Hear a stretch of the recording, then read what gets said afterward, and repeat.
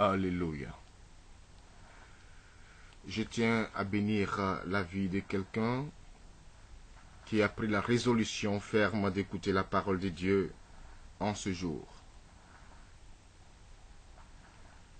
Nous allons lire la parole dans le livre de Jean, le chapitre 12, les versets 20 à 33. Parmi les Grecs qui étaient montés à Jérusalem pour adorer Dieu durant la Pâque, quelques-uns abordaient Philippe qui était de Bethsaïda en Galilée. Et ils lui firent cette demande. Nous voulons voir Jésus. Philippe va le dire à André et tous deux vont le dire à Jésus. Alors Jésus leur déclare, l'heure est venue pour le Fils de l'homme d'être glorifié. Oui, vraiment, je vous le dis. Si le grain de blé tombé en terre ne meurt, il reste seul. Mais seul, s'il meurt, il donne beaucoup de fruits. S'aimer soi-même, c'est se perdre. Se haïr en ce monde, c'est se garder pour la vie éternelle. Si quelqu'un veut me servir, qu'il me suive. Et là où je suis, là aussi sera mon serviteur. Si quelqu'un me sert, mon Père le récompensera. Maintenant, je suis bouleversé. Que puis-je dire? Père, délivre-moi de cette heure. Mais non, c'est pour cela que je suis parvenu à cette heure. Père, glorifie ton nom. Alors du ciel vint une voix qui disait, je l'ai glorifié et je le glorifierai encore. En l'entendant, la foule qui se tenait là disait que c'était un coup de tonnerre. D'autres disaient, c'est un ange qui lui a parlé. Mais Jésus leur répondit, ce n'est pas pour moi que cette voix s'est fait entendre, c'est pour vous. Voici maintenant que ce monde est jugé. Voici maintenant que le prince de ce monde va être jugé, jeté dehors. Et moi, quand j'aurai été élevé de terre, j'attirerai à moi tous les hommes. Il signifiait par là de quel genre de mort il allait mourir. Parole du Seigneur. Alors voici, le Seigneur veut que nous partagions encore sa parole aujourd'hui. Je prie que le Seigneur bénisse ta vie, que le Seigneur te comble de grâce et de bénédiction. Dieu qui est Dieu, il n'oublie jamais ses enfants. Il a toujours un plan pour que ta vie connaisse un épanouissement, pour que ta vie puisse connaître une floraison. Bien-aimé dans le Seigneur, en ce jour, j'aimerais que tu écoutes la parole de Dieu et que tu puisses méditer profondément le contenu. Dans ce texte que nous venons de lire, il a été question de notre Seigneur Jésus. La Bible dit que c'était lorsqu'il était à Jérusalem et dans cette ville qui est réservée pour l'adoration et la célébration de la Pâque où tous les Juifs partaient pour célébrer la Pâque. La Bible dit des Grecs venaient aussi. Et parmi les Grecs, il y a eu des personnes qui ont voulu rencontrer Jésus. Et ceux-là ont envoyé certains disciples de Jésus en la personne de Philippe qui lui a appelé André et ensemble ils sont allés dire à Jésus qu'il y avait des Grecs qui voulaient le rencontrer. Mais ce qui me plaît dans ce passage, c'est la réponse que Jésus donne. Cette réponse ressemble un peu à une divagation. Quelqu'un pourrait dire, mais on te dit, quelqu'un veut te voir, mais voici, tu parles d'autre chose. Quand il dit, l'heure est venue pour le Fils de l'homme d'être glorifié. Je pense que ce n'est pas, apparemment, ce n'est pas la réponse à la question ou bien à la requête des disciples qui étaient allés pour lui dire que des Grecs voulaient le voir. Mais Jésus a pris le temps de les enseigner.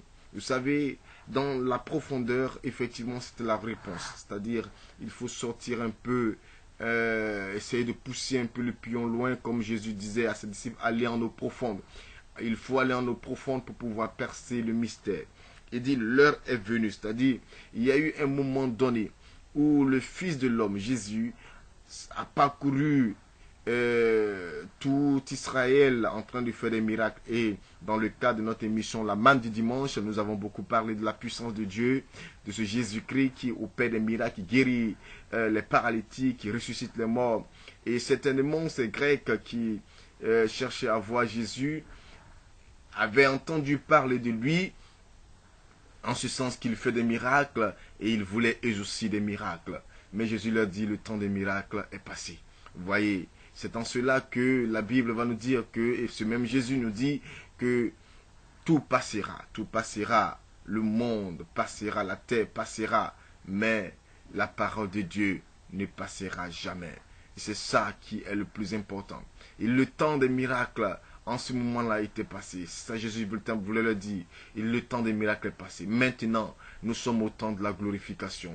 Il dit, l'heure est venue où le Fils de l'homme va être glorifié. Et il continue pour dire, oui, vraiment, je vous le dis, si le grain de blé tombé en terre ne meurt, il ne peut pas porter des fruits.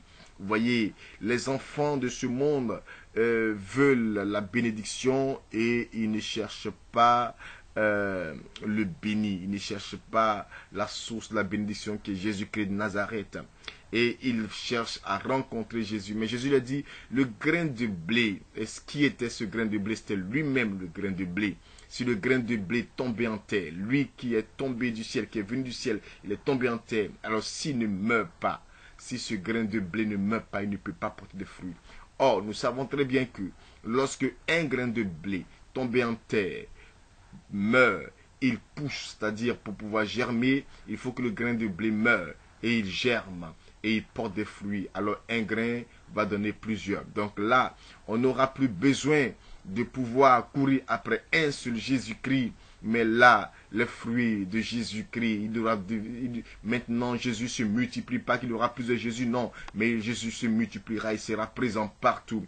Comme bien-aimé, là où tu l'écoutes, il y a encore un autre frère qui est en train de l'écouter quelque part à l'extrémité de la terre et qui reçoit cette parole. Il prie et Jésus l'entend.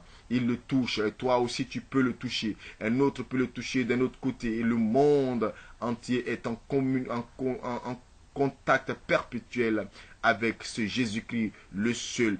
On n'a plus besoin de dire il est occupé. On n'a plus besoin de dire qu'il est fatigué. On n'a plus besoin de dire qu'il dort. On n'a plus besoin de dire qu'il est en train de manger. Maintenant, à tout moment, nous pouvons toucher à ce Jésus-là. Alors, voici ce qu'il dit. Ces Grecs qui cherchaient à le voir, il dit, si quelqu'un veut me servir, peut-être que ces Grecs aussi cherchaient à être des serviteurs de Jésus. Il dit, si quelqu'un veut me servir, qu'il me suive. Qu'il me suive.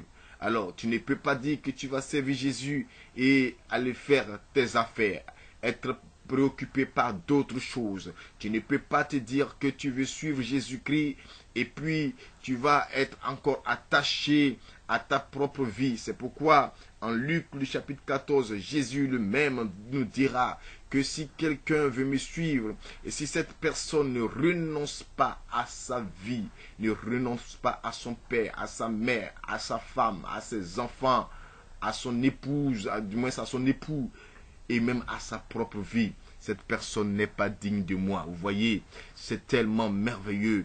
Cette personne n'est pas digne de moi. Or, nous voulons aujourd'hui suivre Jésus. Nous voulons marcher avec lui, mais nous sommes attachés à beaucoup de choses. Nous sommes attachés à notre propre vie, nous sommes attachés à notre orgueil, nous sommes attachés à notre dignité, à notre fierté. Non, on ne me dit pas ceci, on ne me fait pas cela. Si tu commences à répéter ce refrain de ce qu'on ne doit pas te faire, ce qu'on ne doit pas te dire, frère, c'est que tu n'es pas encore prêt à servir le Seigneur. Tu dois suivre Jésus. Et suivre Jésus, c'est de marcher dans ses pas.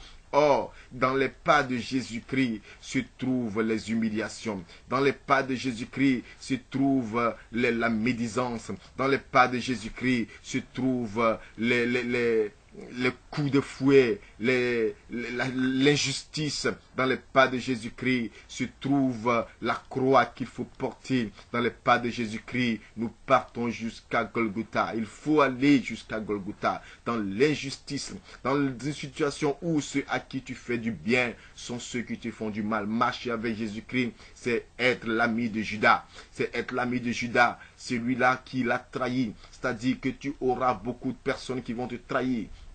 Dans ce ministère, peut-être que tu vas exercer, il t'arrivera d'avoir soutenu des gens. Et c'est cela ce qui est important.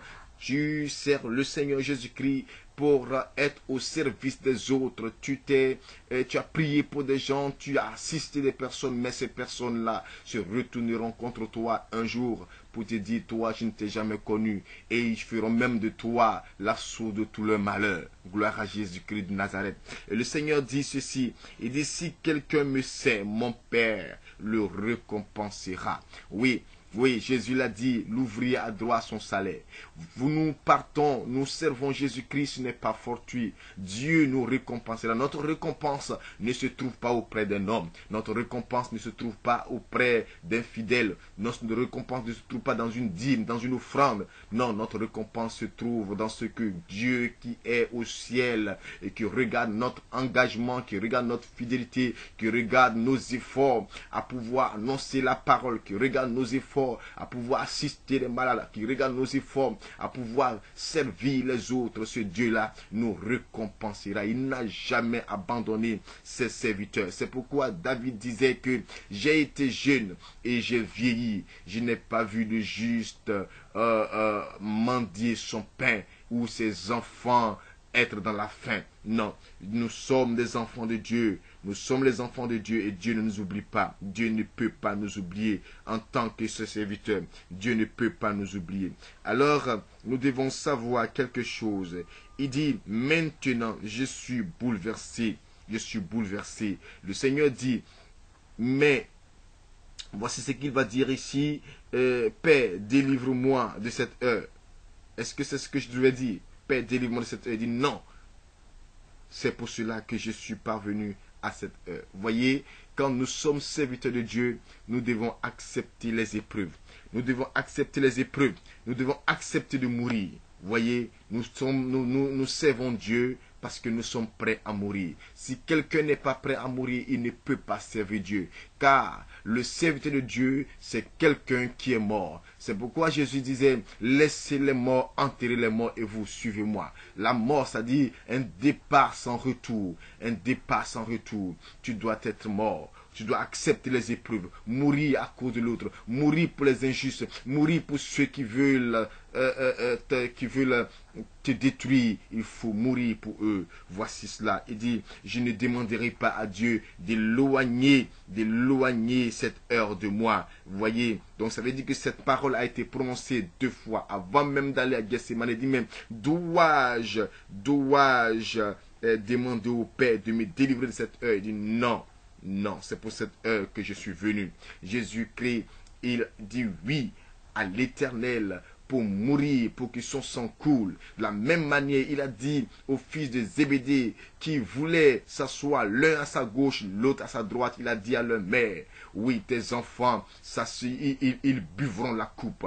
Ils buvront la coupe de la douleur, la coupe de l'amertume, la coupe de la souffrance. Ils la buvront et ils verront que moi, l'Éternel, je suis le Dieu puissant, le Dieu fort. C'est alors qu'ils auront part à ma bénédiction. Gloire à Jésus-Christ de Nazareth. En l'entendant, la Bible dit que pendant qu'ils étaient là, voilà, et il a commencé à prier, une voix s'est fait entendre dans le ciel. Je l'ai glorifié et je le glorifierai encore. Cette parole est aussi pour tous les serviteurs de Dieu. Dieu nous a glorifiés. Le Seigneur Jésus-Christ nous a glorifiés. L'Éternel nous a glorifiés et il nous glorifiera encore. Il sera toujours avec nous. Il a glorifié le Seigneur, il nous glorifiera. Il a glorifié les serviteurs qui ont été avant nous, il nous glorifiera. Nous ne serons jamais malheureux. Gloire à Jésus-Christ de Nazareth. Mais nous devons avoir une espérance dans notre Seigneur, et notre Dieu s'occupera de nous. Que le nom du Seigneur Jésus-Christ soit béni. Et que Dieu te donne la force et l'assurance de pouvoir avancer jusqu'au bout. Au nom de Jésus-Christ. Amen.